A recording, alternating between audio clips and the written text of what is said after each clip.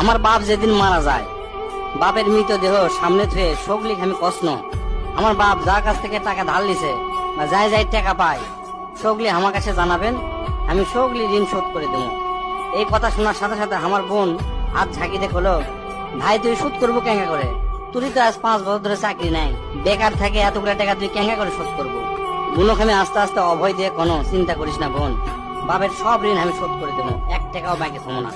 পরের দিন সকালে ঘুমোর থেকে উঠতে না উঠতেই দরজা খুলে দেখি বারান্দার 4-5 জন লোক বসে আছে, পাওনাদার। দেখে আমার গাও ঘামে উঠলো। অকেরে কি কমো, আমার মুখের ভাষা আসলো না। রাতটা ঠিক মতো পার হবার দেয়নি, আসে হাজির। সামনে যাতে একজন খাড়া হলো, খাড়া হয়ে আমাক করছে, আমি অমুক ব্যাংকত থেকে আসছি, আপনার বাপ তার বেটা বেটির নামে 20 লাখ টাকা ব্যাংকত থুয়ে গেছে, তাড়াতাড়ি ব্যাংকত আসেন। বাদ বাকি 4-5 জন যারা আছে তারা সকলি করছে আমাকে সমিতিতে আপনার বাপ 20 টাকা করে জমা